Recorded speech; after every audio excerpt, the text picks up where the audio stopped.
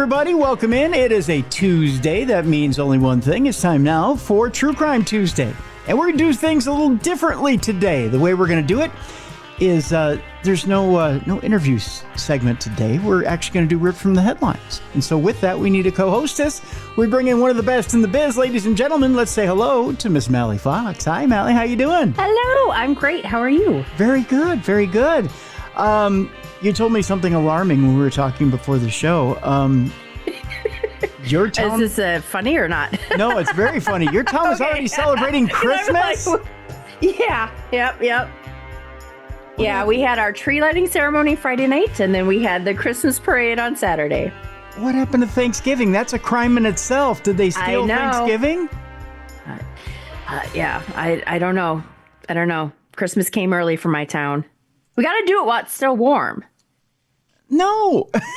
No. Maybe they're thinking better turnout. Well, I think what it is, too, is that we do everything on the third Friday and third Saturday of the month. And I think because... Well, no, I don't know. It came early. Is your entire town leaving for Christmas? Is that the deal? Does everybody just pick up and leave? So you needed to celebrate early, or what was it? I have no idea. I mean, it was still fun other than seeing half the town, when you're wearing your glasses. And thank God I wasn't wearing pajama pants on Saturday morning, but I was not fully awake for the parade. But yeah, I don't know why we had it so early. Well, when you show up to the parade in a t-shirt and shorts, I mean, that's that's not a Christmas parade. That's Hey, at least I had pants on. Oh, there you I had jeans and a sweatshirt. Yeah, there you go. And my coffee, because I love it. Because I live 3 blocks from like the main street, so I just kind of mosey on down with everybody else. So yeah, you said it was how warm outside? Well, I think it was like 60. Because I had to take off my coat. I brought a coat, but it was 60. Unusually warm. For the Christmas parade, it was 60. Yeah, high 50s. I think it was it got up to 60 that day. Jeez. Yeah, because I was sweating wearing the coat, so I took it off. It's too early. Yeah. Can't do that. That's a foul. That's a Christmas foul right there. Blow the whistle, throw the flag. Your town gets a foul on that day. Yeah, just yell at Santa, "Go home!" Yeah, go home, Santa. Come back in a month. Yeah. I mean, we've had the parade where it's been snowing, and we've had it where it's been raining and miserable, but we still go. But this time around, it was just big turnout and wearing a sweatshirt and jeans, and I had a hat on because my hair was awful. Because, like I said, I rolled out of bed and went. Well, I mean, there's nothing wrong with that. I mean, they woke you up a month early for the Christmas parade. Right. So I wouldn't expect you to be ready. Yeah. I hadn't even gone into hibernation yet. Yeah, exactly. Oh. So, but yeah, that's my town. Gotta love them. Gotta love them, I guess. Yeah. Well, I just find it alarming that I found it alarming when I saw Christmas ornaments on October 31st at Target. I thought that was alarming, but maybe I'm getting old. I don't know. My town's big into Halloween, but I swear to God, the next day after Halloween, everybody's decorations were down and Christmas lights were put up. I can't do it. I just can't. I gotta have my Thanksgiving turkey, and then I'll think about it. And your football coma. That's right, my football coma. I gotta do that. I gotta see my horrible Detroit and Dallas games, and then I'm done. and then I can think about Christmas, because I just can't do it until then. In fact, I can't even think about it. Yeah. Detroit has a big Thanksgiving parade. One of these days I'm going to go to it. Yeah, I think that would be a lot of fun. Yeah, you should. Yeah, I really think we've lost sight of Thanksgiving and how important it should be, right? Mm-hmm. Yeah, I mean, it's kind of a flyover holiday, isn't it? Mm-hmm. And now it's become a shopping holiday. Yeah, but I heard more stores are going to be closed for Thanksgiving because we've gotten away from letting people have that day with their family. Right. Yeah. Yeah. Well, and I mean, it should be a family holiday, first of all, but I'm talking about Black Friday and Right. yeah, that whole deal. And now they're trying to make Black Friday a football holiday, which I don't get. But the NFL's trying to take over everything. Yeah. But, Just keep the traditions that we grew up with. Yeah. Just keep them. Oh, you know what I found out though? Is that now the trend is tacky Christmases. Have you ever heard of a tacky Christmas? I know what a tacky Christmas is. I used to grow up with a lot of them, but a techie, no. No, tacky, like Tacky. Tacky. Oh, tacky? Yeah. Is the Christmases we grew up with where it looks like Christmas threw up? Yeah. With all the colors, the colored lights, the paper chains, like all of that stuff. That is the new trend. Sweet. I know. So I half can of do us just need to dig in our basement for the old stuff that we inherited and just put it up. I can do that. Yeah. Yeah. I'd love to have one. It's the trend now. I would love to have one of those. Yeah. Mm-hmm. Do we get to play the old really cringy records and everything with it too?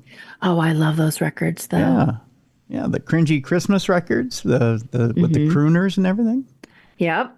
My comfort is to listen to Perry Como. Yeah. And like all of those, crooners. Watch the Christmas specials on YouTube because they are cheesy, but they're comforting because that's what we grew up with. Yeah, yeah. My Uncle Wally used to have. He had a bunch of record albums in the basement you couldn't touch, but he would put them on at Christmas time. So, yeah.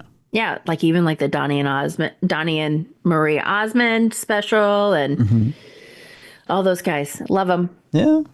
So, and even the animation cartoons that are no longer politically correct, we grew up with them. The Rankin Bass ones, like you've got the Rudolph the Red-Nosed Reindeer ones, and remember when Hermie wanted to be a dentist? Yep. Yeah.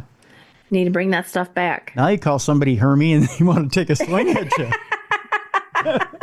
I'm just saying.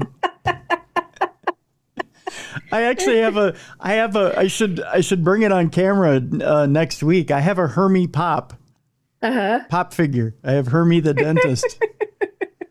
So I saw it in the store last year. I needed to get it. But Hermie wanted to be a dentist. So I have her. I just think it's funny that Hermie wanted to be a dentist, little Hermie. So, yeah. Yeah. But so tacky Christmases are in. Tacky Christmases are in. Yeah. I love it. Why not? Why not? Well, as we do that slow march to Christmas, actually, it's not slow. It's what? It's less than 100 days now, isn't it? Yeah. Oh, don't get me stressed out. Yeah. It's what? It's the shopping and stuff. Yeah. 45 days now, probably. Wow. Yeah. Probably. Yeah. Somewhere in there. Yeah. That seems about right. Yeah. About 40, 45 days now. We're going to cover the cringy, not cringy, but not cringy as in cringe, but cringy as in deathly side of things today. As we do rip from the headlines, but then we have dumb crime, stupid criminals a little bit later today. Some stories that will curl your hair, so to speak, here, Mal, and not in a good way. We're going to start out today with a Las Vegas woman who was found dead in her freezer weeks after calling 911, concerned about her accused killer. Ooh. Yeah. Not a great story out of Las Vegas. A Las Vegas woman and her body were found stuffed inside her freezer weeks after she called the cops with concerns about her ex-roommate, who's been since accused of killing her and living alongside her body. 68-year-old, I almost gave her 20 more years there. 68-year-old Monique Gilbertson was found inside the icebox of her home after police responded to a wellness check request by an employee in her 55 and older community. She called you guys about 2 weeks ago, the employee told a dispatcher. The 911 call obtained by the local station had said she had a roommate issue, and she called because in her roommate's stuff, she'd found a gun, but I don't know how far she got with that phone call. She said that she couldn't get a hold of you guys. She was going to, throw it in the trash. The gun, that is. She was going to throw in the trash. The roommate was 37-year-old Daniel Rausch, and met Gilbertson at a store, and she invited him to move in with her. Probably the first worst move she ever made in her life. Mm-hmm. That according to arrest records obtained by 8 News Now. Though originally they got along, Gilbertson became upset about how filthy Rausch was and kicked him out around October 22nd and changed the locks at that point. The employee who called for the wellness check told police that Gilbertson would call the property management office several times a day, but around the same date, October 22nd, the calls stopped. That's where things became, I guess, alarming. Police said that when they conducted the wellness check on, sorry, the story's skipping around here, on November 6th, Rausch and a woman were inside the house with Gilbertson nowhere to be found. Rausch asked the officers if they had a warrant to look at the freezer, according to documents, and that he found Gilbertson slumped over in a dining room chair and decided to put her in the icebox because he didn't know what to do. Yeah, call the police. Yeah. Call somebody at that point. Don't throw somebody in a freezer. He allegedly told police that he suspected Gilbertson had overdosed on cocaine or fentanyl she had purchased from him. A 68-year-old woman with a coke habit. I don't think so. Yeah, I don't think so either. Yeah. The employee who requested the welfare check told 911 dispatchers that she didn't believe Gilbertson used drugs or drank alcohol, according to the station. Documents did not indicate how police suspect Gilbertson may have died, only that she was located in the freezer and that there was little blood. Rausch has been charged with second-degree murder for the death of Monique Gilbertson. As of Friday, Gilbertson's cause and manner of death were still pending. Disturbing story indeed. Yeah, I don't know that's a great idea just to meet somebody and say, come be my roommate. I know, right? Yeah, it's just not that kind of world. That's for sure. Our next story has to do with a man arrested nearly 46 years after allegedly killing 2 people and placing bodies over a guardrail. We go to Hampton County, Massachusetts. After more than 4 decades, authorities recently arrested 71-year-old Florida man on suspicion of killing a man and woman in Massachusetts. According to Hampton District Attorney Anthony Giulini, on November 19th of 1978, authorities discovered the bodies of 18-year-old Teresa Marcoux and 20-year-old Mark Harnish over a guardrail with apparent gunshot wounds. West Springfield police observed a 1967 Dodge pickup truck in a rest area nearby with damage to the driver's side windows, as well as blood in and around the vehicle. Giulini said Marcoux and Harnish were last seen alive in the early hours of November 19th, 1978, after leaving a party. The vehicle found by police reportedly belonged to Harnish. Officers didn't recover a firearm from the area, but searched the scene and collected evidence. According to Giulini, authorities determined the victims had been shot while in the passenger compartment of the truck before their bodies were moved to the nearby guardrail. An autopsy confirmed that they each died of multiple gunshot wounds. The district attorney said an individual in the area reported possible gunshots at around 4 a.m. that day. Investigators collected spent projectiles from the remains of Harnish and Marcoux, as well as from the vehicle, and determined that they had been fired from the same gun. Inside the truck, officials reportedly found an impression on some blood that didn't belong to the victims. According to prosecutors, investigators recently identified Timothy Jolie as a prime suspect in Marcoux and Harnish's shooting deaths. The district attorney said they compared Jolie's fingerprint identification card to the latent print and determined it was a match.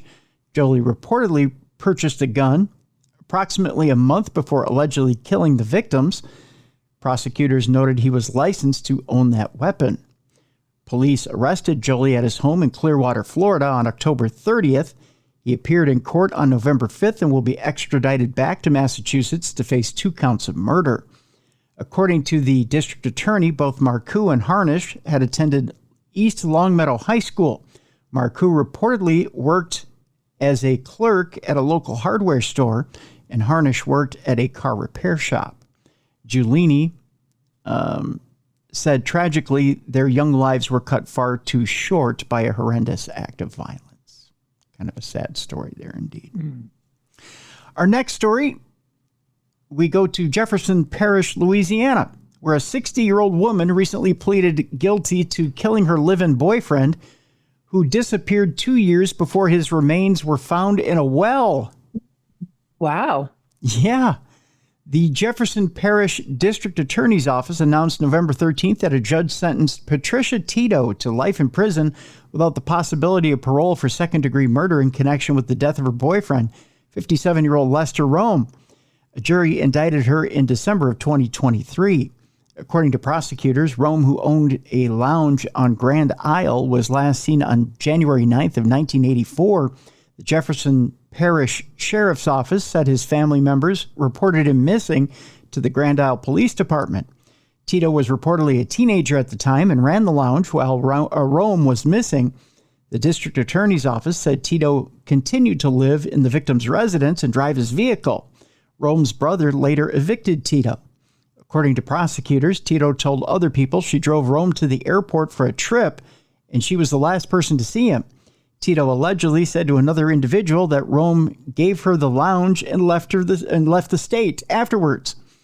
The district attorney's office said authorities identified Tito as a suspect in the missing person case, but they suspended the investigation because they couldn't find Rome's remains. 2 years later, investigators reportedly found Rome's body in a well on farmland. Yikes, 2 years later. I always hate to think of the decomposition that happens. Yeah. Oh, especially in water. Yeah. Do you think that she thought she got away with it? I'm pretty sure she did after 2 years, yeah. But the alibi there is kind of flimsy, right? Yeah. Oh, God, yeah. If someone says they took him to the airport and then no one hears anything, that's pretty suspicious. For 2 years. And that person left everything to them. Yeah. I'm going to go bye-bye and you can have everything. Yeah. Right. For 2 years? Come on, right? Yeah. I don't think that flies. So deputies said he became known as the man in the well after they found him in the well. Okay, that's the wrong thing I want to be known for, right? Yeah. I live this long life. You find me in a well and I just become known as the man in the well. And investigators determined he died of blunt force trauma and possible stab wounds. Rome wasn't positively identified until 2021. Oh. Yeah. In 2021, the Sabine County Sheriff's Office worked on the case. Tito was serving a 40-year prison sentence at the time after pleading guilty in 2007 to manslaughter in connection with the shooting death of a woman. Tito reportedly told investigators Rome had been killed by another man, Delvin Sibley, in Jefferson Parish over a drug debt. His remains were moved to the well on a property formerly owned by Sibley's family. In 2022, Tito eventually told authorities she and Rome teamed up for a business relationship. He allegedly made sexual advances towards her, dismantling their business relationship. Tito said Rome was slain shortly after. According to the Jefferson Parish Sheriff's Office, Tito obviously had knowledge of Mr. Rome's death and failed to make any effort to notify law enforcement or a member of his family between 1984 and 2021. Man, Mal, I tell you, some people are just plain devious. That's for sure. That's for sure. All right, we move on. We're going to Lacey, Washington, where a pair of parents allegedly choked their teenage daughter in an attempted honor killing because she refused marriage. I got to ask you this. Have Mr. and Mrs. Fox ever tried to force you into a marriage? No, they tried to keep me away. Did they ever handcuff you and try to keep you out of a marriage? No. No? We're talking about a previous relationship, not the one I'm in now. Not the one you're in now. Right. Yeah. Let's not make the holidays awkward. Right, yeah. A married couple is facing multiple charges for allegedly attacking their 17-year-old daughter outside of her high school in what is believed to be an attempted honor killing. because she refused an arranged marriage. According to KOMO TV, that's right, Como TV, on October 18th, the victim reportedly went to her school for help after her parents, Izan Ali and Zara Ali, allegedly threatened to kill her because she rejected their plan of an arranged marriage to an older man in another country. She reportedly rushed into the school yelling, "My dad is trying to kill me. He was trying to kill me." The school went on lockdown as teachers and staff tried to protect the teen, but Izan Ali and Zara Ali confronted the girl outside. Court records cited by KOMO allege that Izan Ali choked the teen to the point where she had lost consciousness. Witnesses, including the victim's boyfriend, reportedly tried to help her, but Izan Ali punched the boyfriend. The boyfriend's father told KCPO TV that his son was fighting for the girl's life. The dad described, "Her arms go limp. She no longer moving. He starts to see her eyes roll back and her arms start flailing, and that's when he sprung into action because he didn't want to see someone he cared about pass away." The victim was reportedly scheduled to fly to Iraq for her arranged marriage. That same day, her parents attacked her at the school. She was trying to make her way to a shelter when the altercation occurred. Once the teen was dragged out of the headlock, her mother, Zara Ali, allegedly started assaulting her. The victim's boyfriend was able to grab her and take her away from mom. KOMO reports that the boyfriend's father got a temporary restraining order against Zara Ali because she reportedly regularly went to his house to look for her daughter. The school also prevented Zara Ali from entering the grounds. Thurston County jail records show Zara Ali was arrested October 23rd on charges of second-degree domestic assault or violence assault, attempted second-degree murder, burglary, attempted second-degree kidnapping, attempted first-degree kidnapping, and violation of protection order. Izan Ali was booked November 5th for attempted second-degree murder, attempted second-degree kidnapping, attempted first-degree kidnapping, fourth-degree assault, and second-degree domestic violence assault. North Thurston Public Schools told KOMO in a statement, "We work with families, staff, and law enforcement partners to maintain safety and security on all of our campuses, and we take students and staff safety extremely seriously. When unique situations arise, we work with concerned parties to provide a safe learning environment, and we are doing so in this case." Now, we recently talked about killer moms on this program and talked about honor killings. That was one of the things we talked about with killer moms. It's one of the more disturbing killings, Mallie. It's that it's still allowed. It's still allowed, yeah. It's not. I mean, not by American law, obviously, right. but it's allowed in other countries. It's seen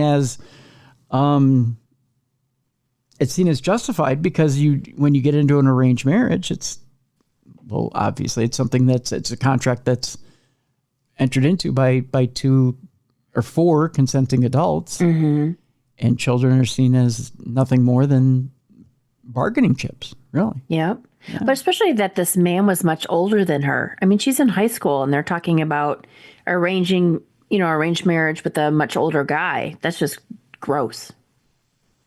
Oh, by our standards. Yeah. Yes, by our standards. By our standards. Yeah. But in a different culture, it's perfectly acceptable. But keep in mind, they're not. I don't know. To think that.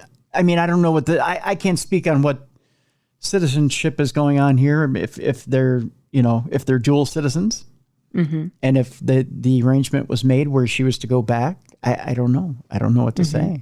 I don't know. It's just scary. It is scary indeed. Let's see here. We'll do 1 or 2 more stories here, and then we'll take our break. An investigators discovered 10 to 20 human skulls on a property in New Mexico. This is actually coming from one of our listeners. By the way, if you have a story for us, whether it be ripped from the headlines or dumb crimes, stupid criminals, you can send it in to tim@darknessradio.com. We go to New Mexico, where an investigation is underway after authorities recently found at least 10 human skulls on a property. According to the Lee County Sheriff's Office on November 5th, an individual who offered Cecil Villanueva a ride reported an unsettling encounter. Villanueva allegedly carried 2 bags, made alarming statements, and threw away suspected human bones from a vehicle. On November 6th, investigators executed a search warrant at a property where Villanueva had been staying and found bone fragments, including pieces of skull and jawbone. 3 days later, a forensic anthropologist and investigators conducted a further search and found evidence of between 10 and 20 human skulls on the property. The remains have been submitted to the medical investigator's office in Albuquerque. Lee County Sheriff Corey Hilton told KOB-TV, "We're not talking about 10 or 20 intact, fully together skulls. These are pieces of who the forensic anthropologist is estimating between 10 and 20 people." The sheriff's office initially believed the case was connected to the 2019 disappearance of Angela McManus, but in an update, they confirmed there was no link. Villanueva is in custody at the Lee County Detention Center for an unrelated misdemeanor criminal trespass charge. The sheriff told KOB, "I know our viewers are concerned, but I can tell you we don't have a serial killer walking around." Well, no longer, because he's in detention. Right. I mean, semantics here, Mallie. It's 6 of one, half dozen of the other. He's not walking around anymore. But, that's because how many murders does it take to be called a serial killer? 3. So like just 3? Yeah, okay, it's just 3. Yeah, learned that the other day. Okay, I'm trying to remember which was that. Jeff Ignatowski who told me that. I think it was. Okay, I think it was Jeff Ignatowski who clarified that. But yeah, he said it takes 3 to be clarified. So, yeah. Tell you what, we'll take our break right here. When we come back, a husband is charged with allegedly killing his missing wife in Spain. We'll talk about that. Also, a bad situation with a woman on TV. We'll talk about that as well. That's coming up next, right here on Rip from the Headlines, right here on the best in true crime podcasting. This is True Crime Tuesday. Welcome back to the best in true crime podcasting. This is True Crime Tuesday. I'm your host, Tim Dennis. Right over there is my co-host, the best in the biz, Mallie Fox. Rip from the headlines today, in the first part of today's program. And Mallie, this next story is a little alarming. We're going to talk about a couple of women who were, let's just say, absconded with under different circumstances. One who turned up dead, one who miraculously turned up alive. The first one has to do with a husband who is charged with the alleged killing of his missing wife, Ana Nizovic, in Spain. We go to Miami, where federal prosecutors announced murder charges against a man they allege killed his missing wife in Spain, then disposed of her body, which has yet to be found. Court records obtained by True Crime News show a grand jury in Miami returned a superseding indictment against David Nizovic on November 13th, charging him with kidnapping resulting in death, foreign domestic violence resulting in death, and foreign murder of a United States national in connection with Ana Nizovic's disappearance and death. Federal officials originally arrested Nizovic on kidnapping charges in May when he returned to Miami from his native Serbia. The U.S. Attorney's Office alleges Nizovic traveled to Serbia and drove to Spain where his wife was living. Surveillance footage reportedly showed Nizovic buying spray paint and duct tape from a local store on February 2nd, the last day Ana Nizovic was seen alive. Video footage showed a man in a motorcycle helmet covering a surveillance camera with black spray paint in Ana Nizovic's building. According to the Miami Herald, Nizovic could face the death penalty if convicted. Ana Nizovic and David Nizovic ran a successful business together in Fort Lauderdale, but then they broke up after 13 years of marriage. The two had reportedly been arguing about finances prior to her disappearance. Following the split, Anna Nizovic, who originally hailed from Colombia but was a U.S. citizen, relocated to Spain. Anna Nizovic's best friend, Sana Ramo, told True Crime News that she had planned to visit Nizovic in Madrid, and the two discussed the details. Ramo said Anna Nizovic told her that she was feeling great and looking forward to my visit when they spoke on the phone. On February 3rd, Ramo received a text from Anna Nizovic, but said the messages were strange because it didn't sound like Nizovic's voice or behavior. The message read, "I met someone wonderful. He has a summer house about 2 hours from Madrid. We're going there now, and I will spend a few days there. Signal is spotty. I'll call you when I get back." That's always a little weird when you get those messages, right? Yeah. She wrote in a follow-up text, "Yesterday after therapy, I needed a walk and he approached me on the street. Amazing connection, like I never had before." Ramo told True Crime News nothing made sense of it because she wouldn't leave. She wouldn't meet a stranger on the street and go to some other place with this person. Ramo flew to Madrid and asked David Nizovic to meet her and help her look for her friend. According to Nizovic's criminal complaint, Nizovic allegedly matched with a Colombian woman on a dating app in October of 2023, and on February 3rd, he allegedly messaged her on WhatsApp and asked her to translate a message in perfect Colombian. He claimed it was for a friend in Serbia who was writing a script about a Colombian character. Nizovic reportedly purchased a plane ticket from Serbia to Colombia on February 16th, but never boarded the flight scheduled for February 19th. The woman from the app reportedly Googled Nizovic's name and found out Anna Nizovic was missing in Madrid. She also read a news article that contained a message reportedly from Nizovic's wife that matched the exact wording of the text she and Nizovic had put together on or about February 3rd, 2024. Investigators learned Nizovic flew from Miami to Istanbul, Turkey on January 27th, then drove to Belgrade, Serbia on January 30th. He was recorded returning to Serbia on February 5th. Officials believe Nizovic drove 1,600 miles from Belgrade to Madrid and was spotted leaving his wife's apartment with a suitcase. Nizovic brought the car back to the rental location with 7,677 kilometers, or about 4,770 miles on it, a new license plate, and tinted windows. The new plates were reportedly stolen out of Spain and tracked to the same street as Anna Nizovic's apartment. Oh, this guy sucks at covering his tracks. Yeah, he's not a very good criminal at all. No, he's not. No. According to the complaint, on April 24th, Nizovic allegedly asked one of his employees to impersonate Anna Nizovic so he could open a new bank account in his name. The employee reportedly told him she felt uncomfortable impersonating the victim because the victim was missing. Nizovic, however, allegedly told her it was not serious and she needed to do it in order for the employees to get paid. Yeah, that's not suspicious. This story needs to go under the stupid criminals. It really does, right? Officials in Spain and Italy continue to search for Anna Nizovic. It's dicey, and evidently they have not found her body yet. So there you go. But yeah, he's in a whole lot of trouble. Mm-hmm.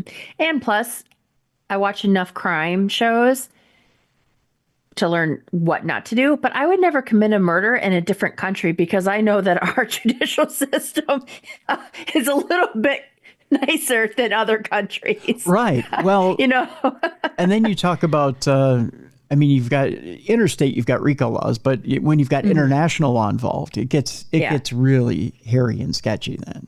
Mm-hmm. I mean, the charges go up and up and up, right? Right. So, yeah, it's a bad situation. Speaking of bad situations, Chanel Banks is sharing her side of the story after her family reported her missing. Chanel Banks is on Gossip Girl and Blue Bloods. She's the actress whose family reported her missing. She recently spoke to True Crime News exclusively about her whereabouts and how she left town to get herself out of a bad situation. Now, Banks's mother and cousin reported her missing to the LAPD, or the Los Angeles Police Department, saying she had not been seen or heard from in several weeks. Police conducted welfare checks at her apartment, but Banks wasn't there. Banks, however, says she was never missing in the first place. She said, I had to take myself out of a bad situation. I'm sure a lot of people can relate to that.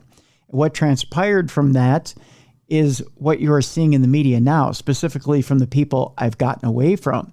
True Crime News has not corroborated Banks's claims, but they have reached out to her family. Banks revealed that over the last few months, she noticed the leash was getting longer, so I took advantage of that, and I kind of made preparations to head out, so to speak.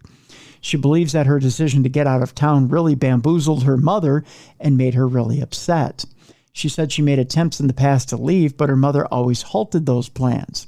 Law enforcement located Banks in Texas on November 13th, and she verified her identity to them, but her family did not want to believe that it was actually her. True Crime News also spoke with Banks on FaceTime this past week and saw her license as proof. She told True Crime News it wasn't enough that LAPD verified her identity. It wasn't enough that the Texas law enforcement verified her identity. It wasn't enough that there was a camera on her, speaking to her clear as day, saying, "Please leave me alone." It wasn't enough. So evidently three forms of ID and her on camera saying, "Leave me alone," wasn't enough to leave her alone. That's kind of sad, actually. According to Banks, she hasn't spoken extensively with her cousin in 10 years. She explained that she talked to her cousin very briefly about 3 weeks ago when the cousin was with Banks's mother. Banks said her cousin got her phone number and she sent me a text once, but this is not someone I have a relationship with. We definitely don't have a sister-sister relationship. Banks told True Crime News that she feels grateful for the people who checked in on her and she looks forward to seeing what her future holds. This sounds like a weird story. I think they're probably chasing her because they think she has money. Well, I heard, if this is the right story, that there was, because how old is that story? Maybe I'm confusing it with another one, because there was one where I thought she was an actress. She disappeared, and it turns out This story is literally just a couple days old. Okay, that she was following some cult leader. Really? Like a religious cult leader. Yeah. It could be that her family thinks that she's following a cult leader. Yeah. I thought they were saying that because they found her in Texas, correct? Yes, she's in Texas. Yeah, I think there's a cult leader down there. Interesting. But I could be mixing it up with somebody else. No, I don't think Lord you... knows. Every time you see something, there's like that group that always does like the TikTok dancing and stuff. Supposedly they're in a cult. You know what I mean? But for some odd reason, I thought she was following some religious leader. I hadn't heard about the TikTok dancing. They're in a cult too. Really? Like all their money goes to like the dude that leads the cult. Like a bunch of LA people. Yeah. Really? Yeah. No, I hadn't heard about that. Yeah, because the one blonde short hair girl whose husband is also a dance member, she has like cut off her family. And then when they went to social media, she kind of responded. But yeah, because her and her sister were like some dance team thing, sensation on YouTube or so, I don't know, something a long time ago. And then she just cut off her family and moved out to LA. And I forget what the cult's called. But yeah, a lot of people have left the cult, but she still remains, those dance team members. Yeah. Very interesting indeed. Mm-hmm. Well, I'm sorry. When you want me to start giving you all my money, there's something wrong. Right. Yeah. Yeah. When you start calling for my money, yeah, there's some trouble ahead. That's for sure. Mm-hmm. All right. Well, with that, Mallie, it's time now for us to lighten things up a bit, and it's time now for Dumb Crimes and Stupid Criminals. It's Crayon News story time. What happened with this dude, Christ Bearer? I heard he cut his penis off and then jumped off a balcony. Suspect pulls gun from butt, shoots twice at Denver police. What is your emergency? I need help. And what's the problem? I'm too high. You're too high? Yeah. All right, it's that time again you've all been looking forward to. It's time now for Dumb Crimes and Stupid Criminals. We don't need to reintroduce Mallie. She's right here. Hello. Hello. We're going to start it out today with a man who was found dead in a tanning bed at Planet Fitness in Indianapolis 3 days after he walked into the gym. Now, you may say, well, how is that a crime? Mm-hmm. Maybe he just fell asleep in a tanning bed. Which can happen. You get nice and relaxed in the tanning bed and boom, off you go, right? But then that just shows that they don't clean the tanning beds. Ooh, yeah. You know what I'm saying? Yeah. Well, you got a point there.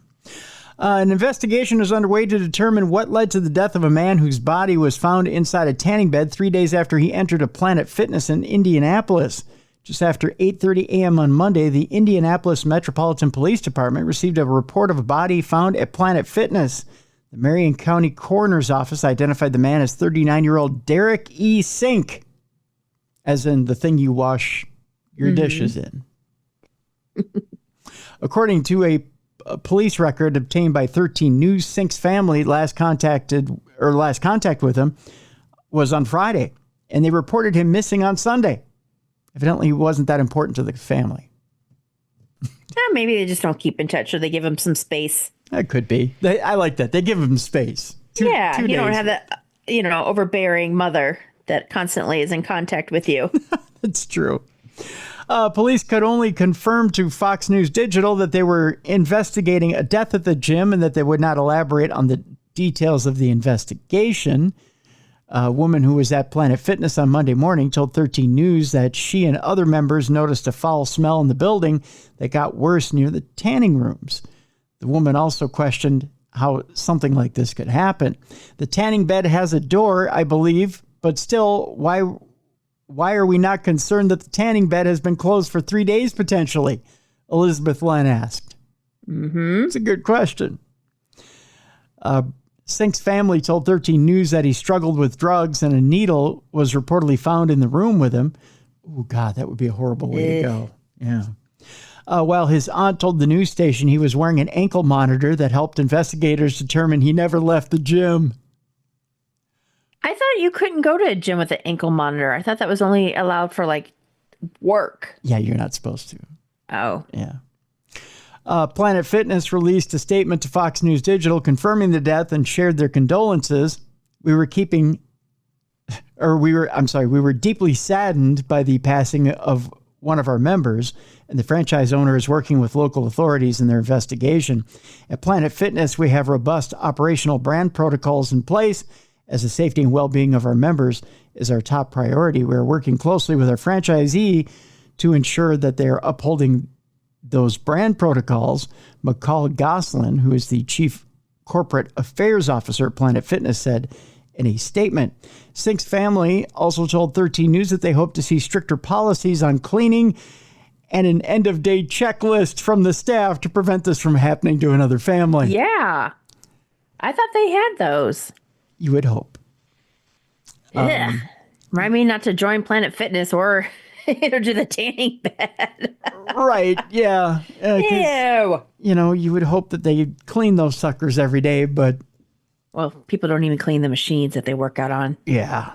That's gross. So much for cleanliness at Planet Fitness, right? Yeah. Well, did you know that side note, there's a rise of chlamydia at those gyms like Planet Fitness because they're not cleaning the equipment, and then, people wearing skimpy outfits to work out in. Yeah. Thanks for that, Mal. You're welcome. Appreciate that. I read that and I was like, what? But yeah, STDs are on the rise. Nice. It's not just the nursing homes. Yeah. Not just the nursing homes. Ew. Those are horny people.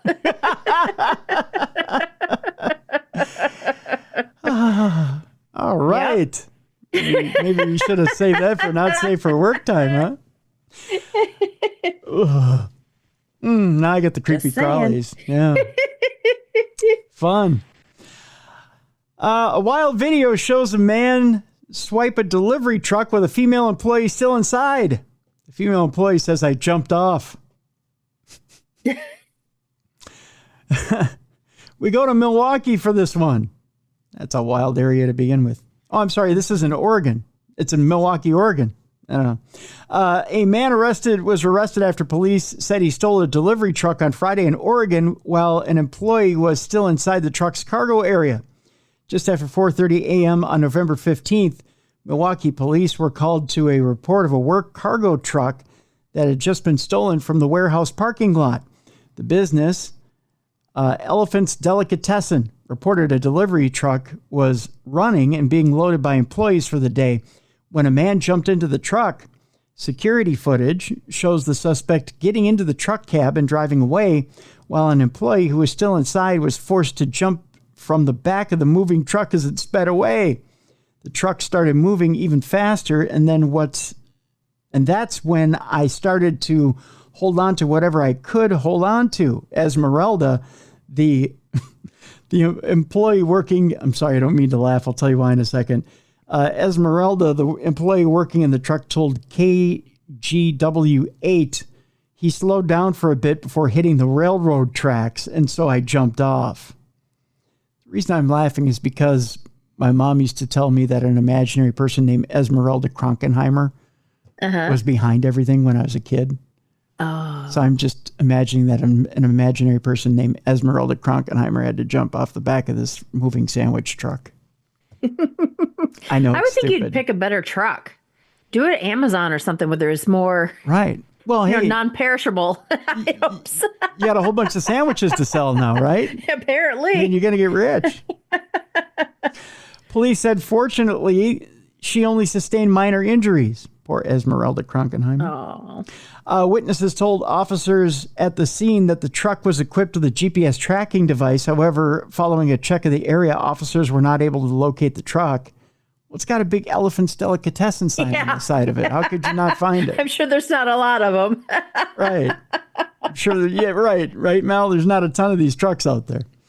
Later in the day, employees of the deli informed police that the van had been spotted around Portland, according to data from the GPS tracking system.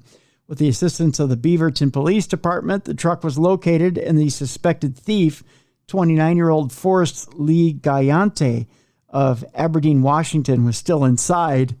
He hadn't gone very far. When police tried to stop the truck, Gallante allegedly rammed the police car with the truck to try and get away.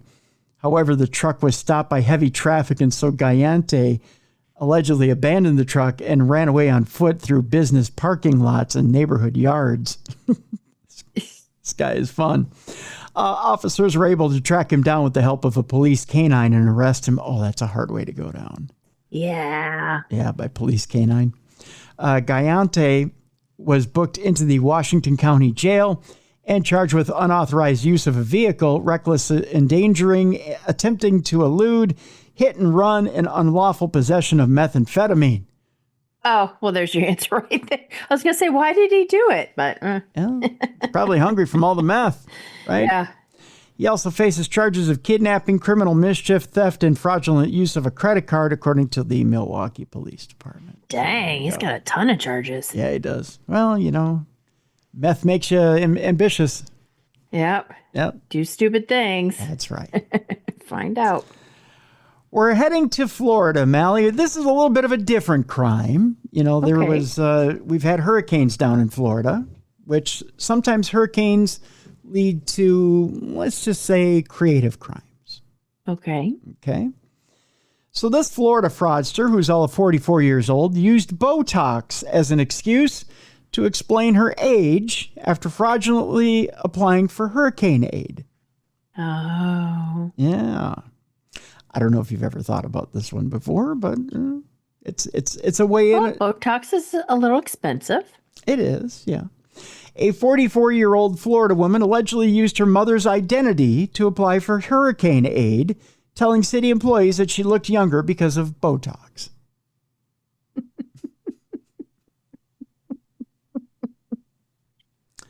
Oh, boy. Oh, good God. According to the Bradenton Police Department, Veronica Torres was charged with a third-degree felony count of filing a false public assistance claim after she applied and received almost $8,000. Police said that the 44-year-old attempted to deceive government employees by using her mother's name, driver's license, and Social Security information to apply for disaster assistance. In her application, police said she claimed that the devastation following Hurricanes Milton and Helene forced her to move out of her home. Police said that the 44-year-old almost got away with her alleged scheme until an observant city employee noticed the age discrepancy. That'll happen. Yeah. Trying to see if I can get a full picture of her here so you can... My browser's loading a little slow here. But I want to try and get a full picture of her here so you can get an idea of what she looks like and why you wouldn't quite believe that this woman is 44 years old. No. Yeah, that's not going to pass, is it? Mm. Yeah. I wouldn't believe she's 44 either. No. Or that she's her mother, which would be in her 60s. Right. She is 44, but she's not 60-something. No. No. She does have a 7 head on her. Stop. Just saying.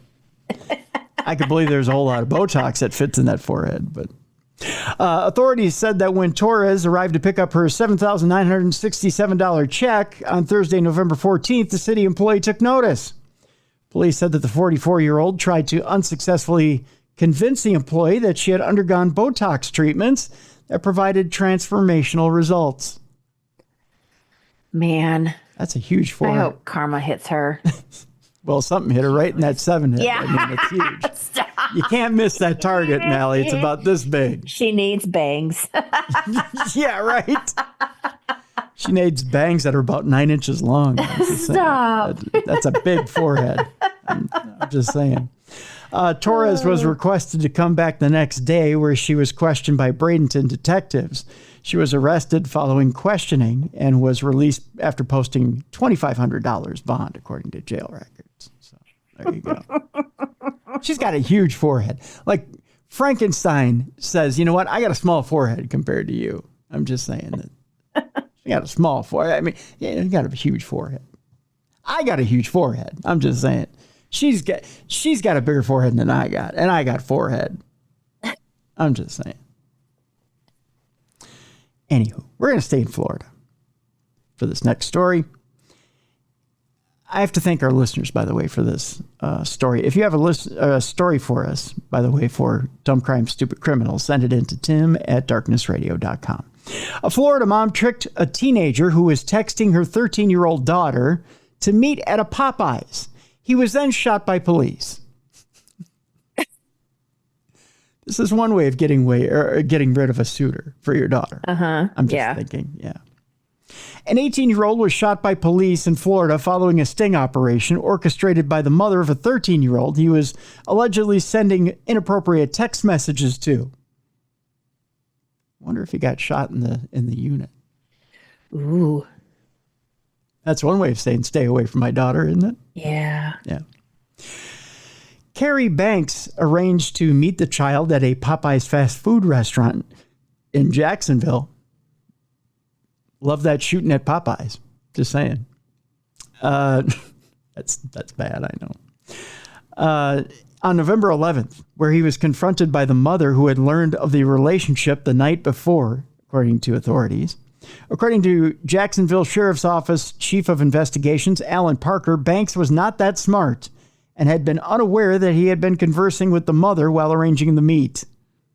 Evidently, he wasn't that smart.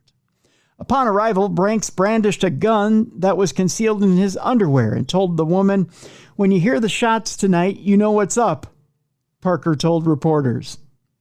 The family retreated into the Popeyes where law enforcement was called. Ouch. Responding to the report of an aggravated assault, officers arrived around 30 minutes later. As our officers arrived on scene, the suspect was still standing by the business.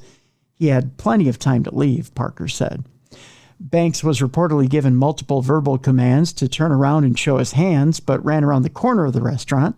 As one officer followed him, he observed Banks pulling the pistol from his waistband. Well, that's a bad idea. Yep. After multiple warnings and commands to drop the weapon, the officer opened fire, shooting Banks multiple times, including in the hand and leg. Banks continued to flee, dropping the gun, Parker said. After a short pursuit, which included assistance from a canine unit, again, a horrible way to be arrested because canines are known to bite you in the nuts. Yep. Banks was apprehended without further incident. He was taken to a local hospital for treatment and is believed to be in stable condition. We like for parents to let us handle these situations, Jacksonville Sheriff T.K. Waters told reporters, not police, but reporters. It is protective in nature, and moms and dads are going to do what they feel they need to do to protect their kids, and we can't really blame them for doing it, but we do ask that they allow us to handle the situations, but I can't blame the mother. Parker added, you never know what someone's going to do when their backs are against the wall. It's probably better to leave it to the professionals. The independent... Oh, I'm sorry. That's the statement at the end of the story. But there you go. Leave it to the professionals, kids. Just saying. Mm-hmm. And ground your child from all social media. Yes. Yeah. Don't let them back on social media. That's probably the best advice of all. Just saying. Our next story, we go to Oklahoma City, where a cop is investigated for slamming a 70-year-old man to the ground. This is bad cops, stupid cops. I don't know what this is. An Oklahoma City police officer is under investigation and on paid leave following the release of a body camera footage showing him slamming an elderly Vietnamese man to the ground during a traffic stop. The man suffered a brain bleed and remains hospitalized after the incident. The footage shows the October 27th event that begins with Officer Joseph Gibson explaining to 70-year-old Leek Vu that he was being issued a ticket for an improper U-turn. There appears to be a language barrier between the two as they argue over whether Vu would sign the citation. Vu eventually exits the car and the argument continues. Gibson insists that if Vu won't sign the ticket, he'll be taken to jail. I'm ready to go to jail, Vu said. Oh. That doesn't sound like a language barrier. Well, it sounds like he didn't understand what, he probably said sign the ticket or go to jail. And he said, I'm ready to go to jail. Like, okay, you're going to take me to jail. They continue arguing and Vu appears to tell Gibson to shut up while tapping the officer's chest with the back of his fingers. You're right, Mallie. I think he understands what's going on. He understands. Right? Yeah. He's just being an ass. Right. That prompts Gibson to slam Vu to the ground. A woman who had earlier in the video identified herself as Vu's wife asks Gibson to call an ambulance as the officer continues to put handcuffs on a seemingly unresponsive Vu. Vu's daughter posted to Instagram that her father was frail and already in ailing health before the slamming incident, suffering from bone cancer, and that the force of the shove left Vu with a broken neck. Oh my gosh. Yeah. That is not how you treat someone that is 5'3", 115 pounds with bone cancer after a car accident, Teresa Vu wrote on October 28th, alongside pictures that showed Vu's head bloodied, dented, and bruised. Especially if English is their second language, she added.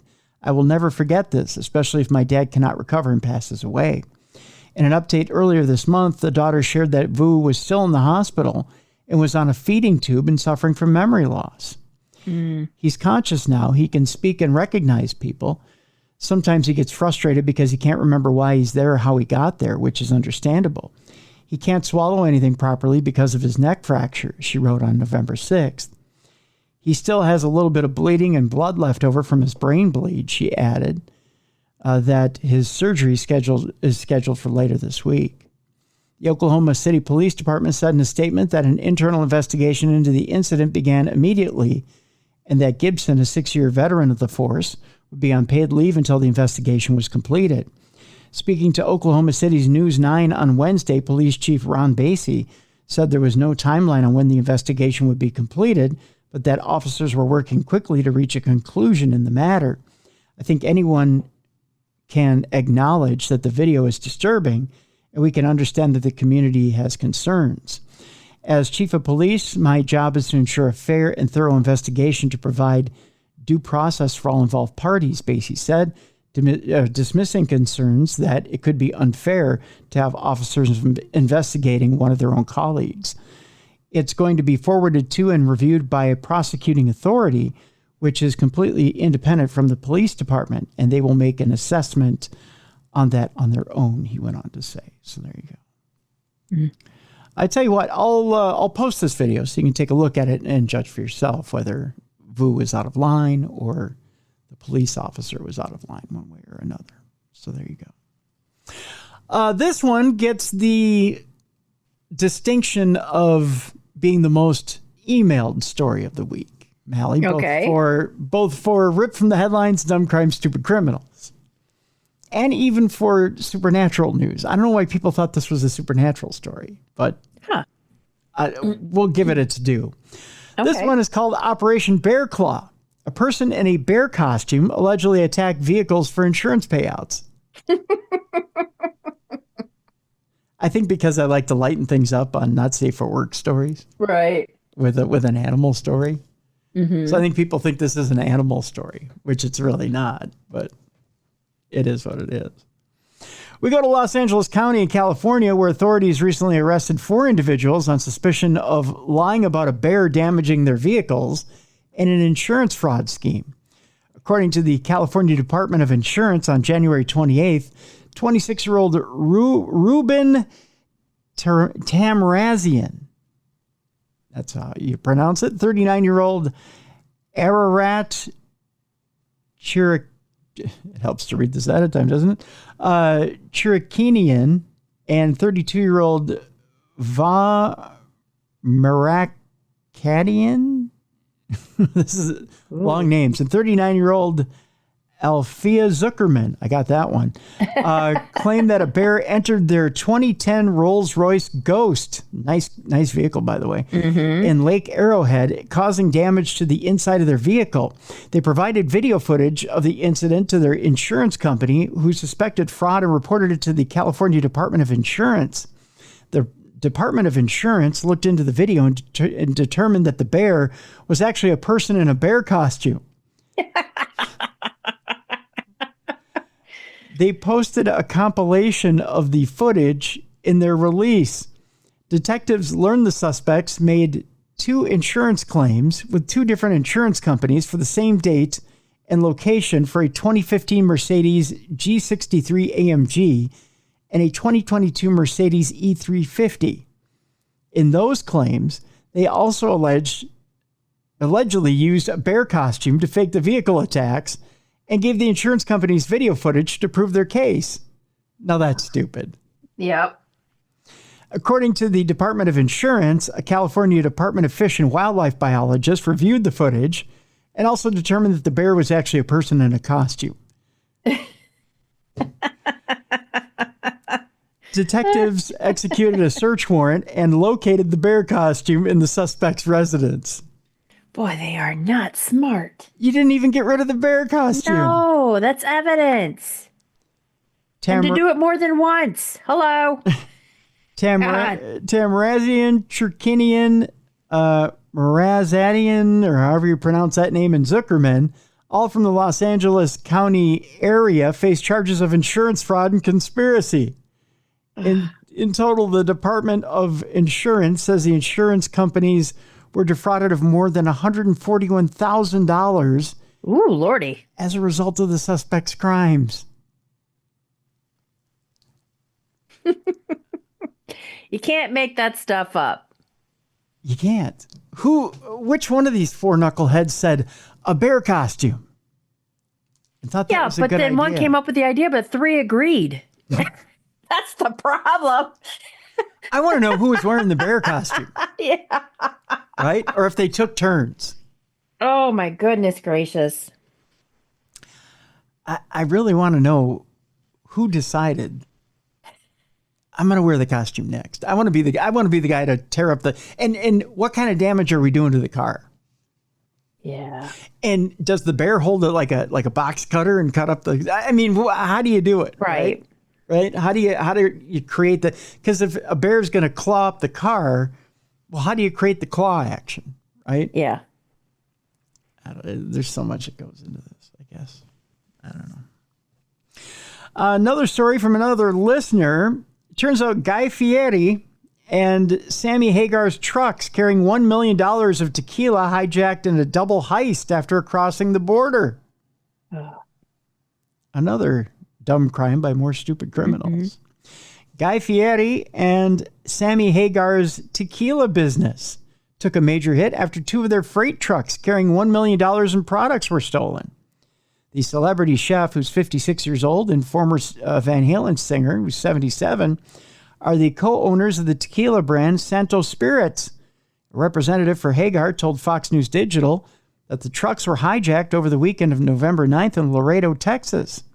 The missing trucks were carrying 24,240 bottles of Santo Blanco and Reposado, as well as a specially made Extra Anedo, which was created over the course of 39 months.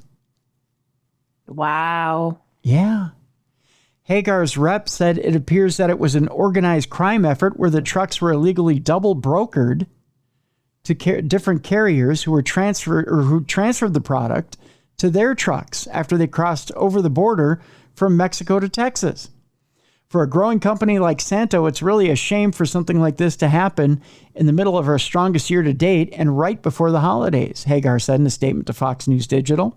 Anyone that knows business knows that this is a huge setback for any company in a hugely competitive market, the I Can't Drive 55 rocker added. But Guy and I will survive. Most of all, we're glad that nobody was hurt during this crime. In an interview with People magazine, Fieri said that he and Hagar learned of the heist on November 14th. We worked so hard, the Food Network star said. This is our best year we've ever had in Santo. We just had all this momentum, and now whatever's on the shelf is all people are going to get. Fieri told People that workers at their Mexican distillery were on a 24/7 schedule right now to replace the stolen tequila. However, Fieri said that it was unlikely that they would be able to fully replenish their tequila supply in time for the holidays, during which Santos Spirits typically sees its highest volume of sales. The Ultimate Recipe Showdown alum told People that someone could be trying to break the momentum that their tequila business had gained in the marketplace. Fieri also expressed his surprise that the two trucks were targeted by the thieves. I mean, one is one, but now you've got to have to double the amount of people to pull off the double heist, Fieri said. It just seems so much riskier to take two trucks. Santos Spirits President Dan Butkus told People that he was worried about how the theft of the total 440 cases of tequila would impact their distillery and their employees. Our distiller is an independent distiller who is dependent on our sales for his livelihood and that of his team, Butkus said. My sales team, my marketing team, the entire Santos Spirits team is dependent upon these sales. That's sort of the piece that's most hurtful to me, he added. We've got to support these people, both at the distillery and in the U.S., and we can't do it right now without the revenue from these cases. People reported that the crimes are being investigated by Laredo Police Department, the Los Angeles Cargo Criminal Apprehension Team, and the Federal Cargo Theft Prevention and Recovery Network, CargoNet. Fieri is offering a $10,000 reward to anyone who can locate the missing trucks. He told People that he is especially hoping to recover the Extra Anejo. It's like the crown jewel of the company, something that we've been working on, he explained. You can't reproduce something that takes 4 years to make.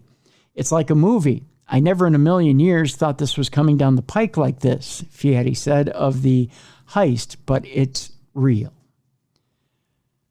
My guess is somebody had inside information that there was this 4-year-old tequila on these trucks.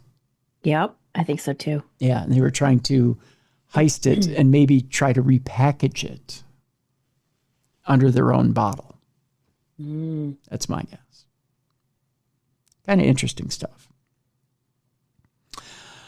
Our next story has to do with, so we've talked before about home invasions and about sometimes how homeless people will be living inside the walls of your home. You know how creepy that is? Creepy, yeah. Okay. This next story has to do with, and it was sent in by a listener, about a strange knocking beneath the floor of someone's home for weeks.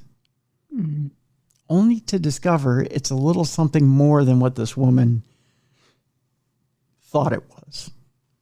So police make a disturbing discovery under this woman's home. We go to the California area where for weeks an elderly woman complained to her family about the strange knocking sounds coming from beneath her El Sereno home at night, late at night. On Thursday, police made a terrifying discovery. The noises were no stray possum or raccoon, but rather it was a man, reportedly naked, and authorities said living in the crawl space underneath the woman's home. The noises were unusually late at night, so we just chalked it up to animals being in the house, the woman's son-in-law, Ricardo Silva, told NBC News. But on Thursday, the sounds were much louder than usual, prompting the family of the 93-year-old woman to phone the police. This is just bizarre. The Los Angeles Police Department responded to a call in the 3600 block of Locke Avenue around 10:30 p.m. on Thursday and discovered the man underneath the house, according to an LAPD spokesperson. The man refused to emerge from his underground dwelling, and officers called in a SWAT team to assist with the arrest, the spokesperson said. An hours-long standoff ensued before the man was taken into custody on suspicion of trespassing. Police remained on scene until 5 a.m. He refused to leave, Silva told NBC News. He wasn't scared of the police dogs, and the first two attempts at tear gas didn't fish him out. Wow. That is entrenched. Mm-hmm. Police identified the suspect as 27-year-old Isaac Betancourt, according to NBC News, which reported that he was without clothes when he was found. Betancourt was arrested by LAPD at 4:25 a.m. on Friday and booked on a misdemeanor charge, according to the LA County Sheriff's Department. He was released Saturday afternoon and scheduled to be arraigned on December 6th. But where does he go? Mm-hmm. Right? Mm-hmm. Betancourt was previously arrested in July of 2022, August and October of 2023, and this year in March and August, according to LASD Inmate Information Center. So he's been arrested multiple times. And no telling what he's done where he didn't get caught. Right. I mean, how many other houses were there that he was hanging out? Right. So why release him? Why not find a suitable halfway house where he's going to be somewhat detained? Yep. I don't know. It seems like you need a permanent solution for someone like him. And obviously there's mental illness going on, right? Yep. Yeah, it's strange. All right. We've had this guy in the news in the past, and especially on Dumb Crime, Stupid Criminals, but Jack Doherty is up to more dumbassery. This YouTube dumbass denies more auto dumbassery. Jack Doherty pleads not guilty to his traffic charge. The YouTube streamer recently filmed texting while driving moments before crashing his McLaren on a rain-slick Miami turnpike, has pleaded not guilty to a traffic charge. 21-year-old Jack Doherty was cited last month by the Florida Highway Patrol and is scheduled for a pretrial hearing in connection with the one-car accident on October 5th. Like many Doherty productions, the crash video went viral and showed that in an accident aftermath, he seemed more concerned about the damage to his 2019 ride than to injuries suffered by his bloodied passenger, 21-year-old cameraman Michael David, who Doherty called my filmer. My filmer. Yeah. At one point, Doherty moaned, "I realized I lost $200,000 when he smashed. But he probably made $200,000 in his views. Possibly. Oh. Doherty and David suffered minor injuries after the McLaren, the license plate for which reads Lil Bro Zero. Oh my God. Lurched across the roadway and slammed into a guardrail on a rainy Saturday afternoon. Doherty was live streaming on Kick when the vehicle hydroplaned and struck into a metal barrier, the impact from which resulted in the couple's in the coupe's airbags being deployed. Cops listed vehicle damages at $10,000, though that appears to be an exceedingly low estimate for the McLaren.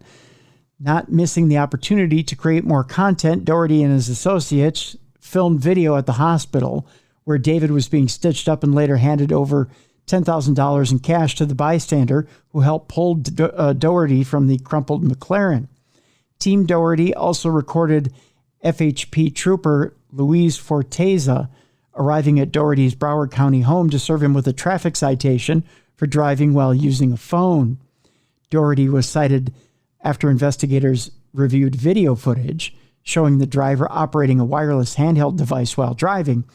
Doherty, who had turned 21 a few days after the McLaren crash, was charged with speeding in 2022 while he was driving a Tesla sedan, though that case was later dismissed due to a defective citation. Doherty relocated to Florida from Seacliff, the Long Island, New York village, where his video career began, in his bedroom. He now appears to reside in a $55,000 a month rental home in Southwest Ranches, which is a South Florida town whose rural homes are favored by athletes and other celebrities. In July of 2023, Doherty, a young Republican who's registered to vote from a sprawling 9-bedroom home in Plantation that is now on the market for about $3.5 million. I don't think it matters how he votes. It's just in the article, but obviously he's doing well for himself. He needs to get his license taken away before he kills somebody. He got lucky. I think so. There's a picture here of the crash and exactly what kind of damage he did to his McLaren. Yeah, he's lucky that him or his passenger didn't get seriously hurt injured, even more. Yeah, seriously injured. Yeah, he managed to walk away relatively unscathed. So yeah, but still, I mean, he could have damaged other people. That's for sure. Right. That's for sure. All right, Mal, it's time now for our not safe for work portion of our program. For this, you need to put the kids away. Whether you put them to bed, put them in a closet, turn the volume down, or put in your earbuds, one or the other. If you're at work, do the same. Put your boss in a closet, put them in their office, or put in your earbuds, or keep your coworkers safely away from your listening device. We will do so in 5, 4, 3, 2, 1. Here we go. Our first story has to do with a bloody tampon prompting a woman's knife assault. Okay. Yeah, we're starting out. Yeah, strong there. I wasn't expecting that. That's a good way of putting it, Mel. We're starting out strong. Ooh, Lordy. We're starting out with a 35-year-old Texan who erupted during a beef over a used product. Meet Lakia LaShanta Mays. The 35-year-old Texas woman was arrested in October for aggravated assault after she grabbed a kitchen knife and charged at her mother, who had upbraided her for leaving a bloody tampon on the bathroom countertop. It's not where you want to leave it. Hey, she's worried about her toilet pipes. I guess, right? 52-year-old Sandra Mays got into a verbal argument with her daughter inside their Dallas home. According to a Dallas Police Department report, the major disturbance was triggered by the discarded tampon. As the pair quarreled, Yakia, identified as AP for arrested person, allegedly went into the kitchen, grabbed a knife, and began charging at her mother, saying, "Bitch, I am going to kill you." That's what Yakia announced. Sandra Mays told cops that, fearing for her life, she ran to a back bedroom and locked the door. Sandra, identified as comp for complainant, added that Yakia sought to break the door down. While doing this, she remarked, "Bitch, I am going to stab you in the middle of your fucking forehead." But to get that violent over a used tampon. Yeah. I mean, granted, that is gross, and her mom had every right to yell at her, but to then want to kill her mom. But why do you want to see more blood? I mean, really? Yeah. I mean, yeah, she has a couple of screws loose. Yeah. When cops arrived at the duo's apartment, they observed that the bedroom door was semi-broken off the frame. They also recovered the kitchen knife from the nightstand in Yakia's bedroom. Mays was arrested for felony aggravated assault and booked into a Dallas County jail, where she was being held in lieu of $25,000 bond. A police check revealed that Mays has a prior history of aggravated assault with a deadly weapon. In July of 2006, she was sentenced to 4 years probation for an aggravated assault conviction, according to court records. Yeah, time to move out. If you think that's fun, Mallie, I want you to take Okay. I want you to take a good look at this woman right here. Okay. All right. And I want you to guess what she's up on charges for. Oh, boy. Shoving a turkey down her pants. Oh, that's pretty good. It does involve her pants. Oh. She is an ex-substitute teacher Oh, no. who allegedly gave students cash and drugs in exchange for sex. Oh, boy. We're going to Missouri, where a former Missouri substitute teacher was arrested this week after she allegedly coerced underage students into sex. According to Fox 2 News, 30-year-old Carissa Jane Smith was taken into custody on Tuesday, November 12th, following a nearly 2-month investigation into her alleged crimes. The Pulaski County Sheriff's Department cited interviews with multiple juveniles who accused Smith of giving them marijuana, alcohol, and money in exchange for sexual acts. Victim statements advise that Mrs. Smith, reminds me of pie. I don't know why. Are you hungry? I guess, yeah, I haven't had lunch, so there you go. Would have sex with them at her residence and other various locations, such as gravel roads or on the side of the road, because why not? Can't. At least she's not doing it in the classroom, right? The sheriff's department. I'm skipping words here. The sheriff's department wrote, victims were able to provide information about what type of vehicle Mrs. Smith drove and describe her residence. So it wasn't too far away from her residence. The alleged sexual encounters occurred between August of 2023 to September of 2024. One of the accusers claimed that he was in middle school when Smith solicited him for sex. That's a little young. According to KY3, it's a horrible name for a TV channel who's reporting on sex with a teacher. Law enforcement informed the school district about the allegations. However, staffers confirmed she was no longer a district employee. Earlier this school year, the district received a report of possible misconduct by Mrs. Smith towards at least one district student, the district wrote in a letter shared by the station. This report was shared with the authorities responsible for investigating concerns of this nature. We've cooperated fully with both the Missouri Children's Division and law enforcement throughout the investigation. We have also been in contact with the impacted facilities, it went on to state. Smith is now facing 19 felonies, including statutory rape, sexual misconduct with a student, sexual trafficking, statutory sodomy, and patronizing prostitution. Authorities say additional charges could be filed after more students are interviewed. Pulaski County Sheriff's Department reminds everyone that these charges merely are an accusation, and these individuals remain innocent until proven guilty. That's an interesting statement for a department to file. Smith is being held at the Pulaski County Detention Center on a $250,000 bond. So there you go. Our next story has to do with a New York City charge. And an interesting one at that. A prosecutor in the Manhattan DA's office is robbed in her apartment building by a perv doing a lewd act. Of all things. Again, we go to New York, where a prosecutor in the Manhattan District Attorney Alvin Bragg's office was robbed in her apartment building by a perv as she walked in on the middle of a lewd act on Sunday morning, of all times. The 38-year-old assistant district attorney arrived home to her 44th Street pad around 2 a.m. when she found the creep masturbating in the hallway of her building.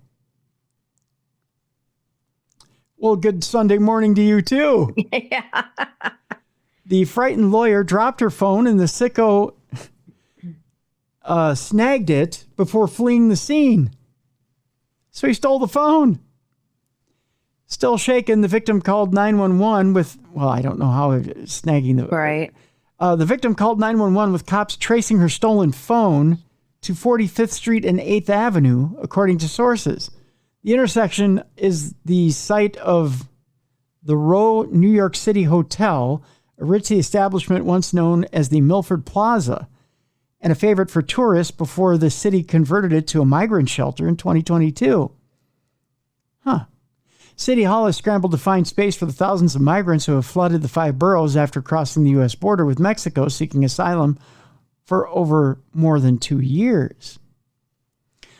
Law enforcement sources... Okay. I found this on the web for how to scramble to find space for thousands of immigrants of a flood of the 5 boroughs after crossing the U.S. border with Mexico seeking asylum for over more than 2 years. Check it out. That is weird. That was just my Siri answering that. Oh. I didn't do that on purpose. We'll continue.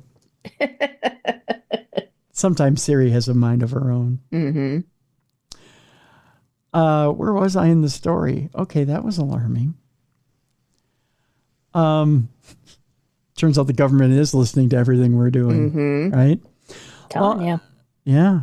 Law enforcement sources said that the creep who assaulted the Manhattan prosecutor remains on the loose and is not immediately clear if the stolen phone has been recovered. Oh, that's even creepier. Yikes.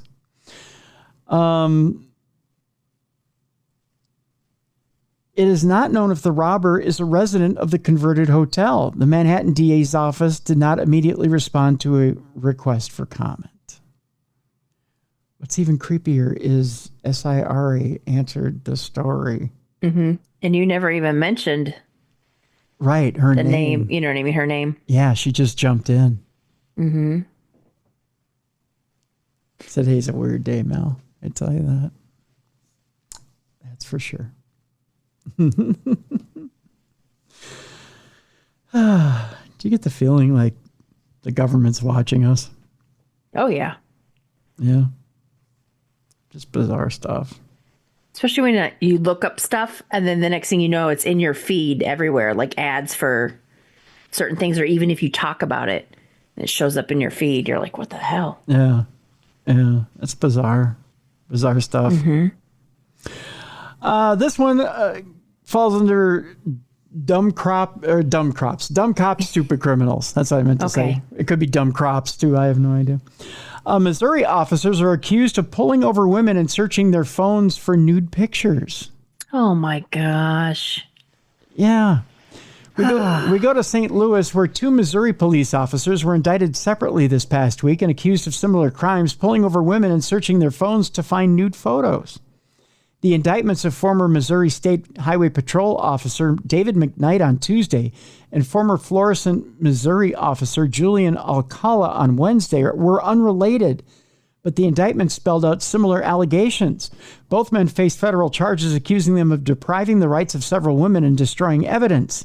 The 39-year-old McKnight victimized 9 women between September of 2023 and August 19th, his indictment said. Typically, according to the indictment, he would pull over a woman for a traffic violation and tell her he needed to look at her phone to either verify identity or confirm insurance coverage. McKnight searched the phones and used his own phone to photograph nude pictures that he found, according to the indictment. McKnight was arrested by patrol investigators on October 21st and resigned 5 days later, according to Patrol Captain Scott White. White declined to discuss McKnight's case, but said that patrol employees are held to high standards, and if it is determined that those standards were not met, they are held accountable. McKnight pleaded not guilty during a court appearance on Thursday. Messages were left Friday with his lawyer. The 29-year-old Alcala was accused of crimes involving 20 women between February 6th and May 18th. 5 of the alleged crimes happened on the same day. Ooh, they were busy that day. Yeah. Alcala confiscated phones from women under the auspices of confirming insurance coverage and vehicle registration. The indictment said, like McKnight, he was accused of searching the phones for nude photos, then using his own phone to take pictures. The indictment said Alcala also found a video on one victim's phone and texted the video to his own phone. Well, now that's completely stupid. Mm-hmm. Alcala doesn't yet have a listed attorney. No phone listing for him could be found. He is also named in 4 lawsuits filed against him in the city of Florissant, which is a St. Louis suburb. Alcala had been with the Florissant Department since January of 2023. He resigned in June amid an FBI investigation. We are disgusted at this behavior, which is a complete betrayal of the values we uphold and in no way reflects the professionalism and integrity of our dedicated officers, Florissant Police said in a statement. They also went on to say, we recognize the gravity of this breach of trust and its impact on our community. Yeah, that's completely disgusting. Just a disgusting deal. And finally, our last story comes from our chat room, our Darkness Radio chat room, which I didn't think they could top anything that I was going to pull this week. But they did. So congratulations to you, Darkness Radio chat room. We go back to Florida, where a man is accused of attempted burglary while nude in Fort Myers, and he managed to cover his head with a white cloth while doing it. Okay. All right. The Lee County Sheriff's Office arrested a man who stands accused of attempted burglary while wearing nothing but a white cloth over his head. Deputies. Which head? Well, see, I'd give you a little rim shot here, but I don't have it up. That's what she said. That's okay. Yeah. 30-year-old Gennaro Rossetti, according to deputies on Friday, was arrested by deputies after the burglary call was made at a home located on McGregor Boulevard in Fort Myers. According to the LCSO, the caller was sitting in his home on Thursday night after he witnessed a nude man with a white piece of clothing covering his face attempting to enter the building through the, is it lanai? Is that what it's called? Yeah, lanai. Uh-huh. Okay. While approaching the sliding glass window of the home, the caller activated his home alarm, scaring the man. He then fled in an unknown direction. Upon interviewing with law enforcement, the caller said that he recognized the man who attempted to enter his home the night before. The man was wearing the same headpiece, along with a black backpack and blue clogs. But nothing else. Right.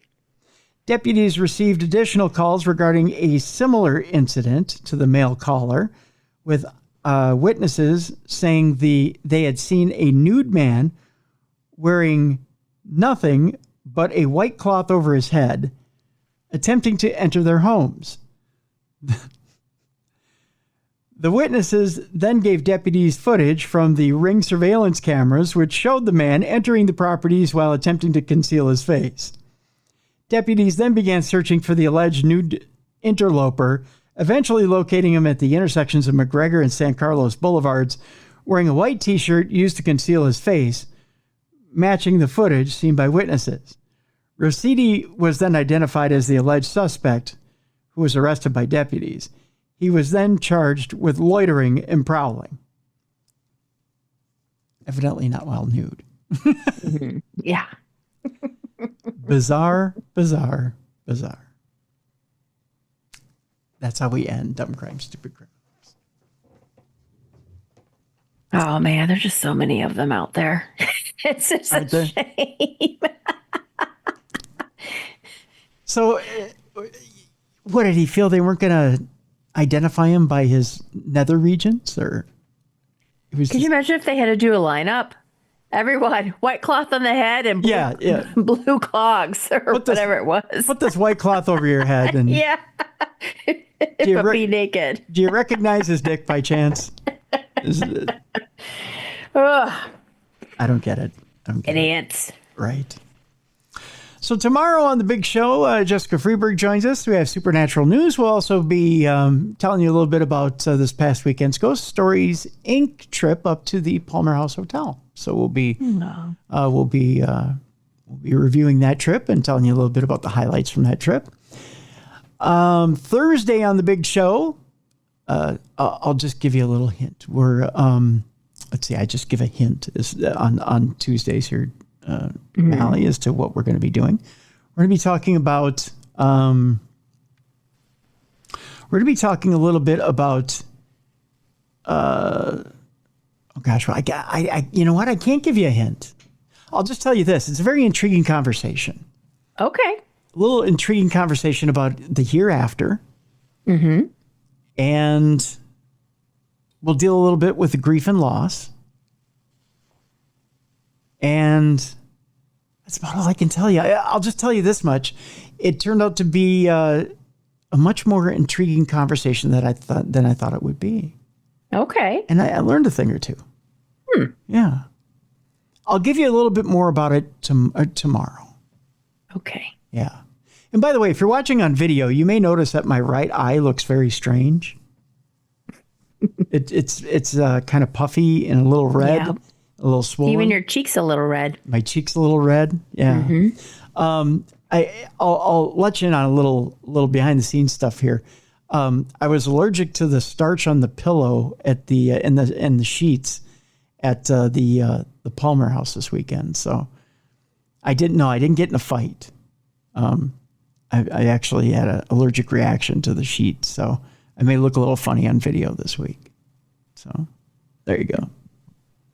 The fight would have been a more interesting story. Yeah, the fight would have been better. Than a skin reaction. Right. Than an actual laundry. Than an actual laundry. Yeah. It turns out that the medical grade starch I'm allergic to. Mm-hmm. This happened to me too a few years back when I went to the hospital. And I actually had direct skin contact with the starched up sheets. Like my skin just blew up. So yeah, and so it sounds weird, but when I go to the hospital now, I bring my own sheets. Yeah. Well, you might have to do that next time you go to the Palmer. I may have to. Yeah. Mm-hmm. Yeah. Because I had no idea they switched starch.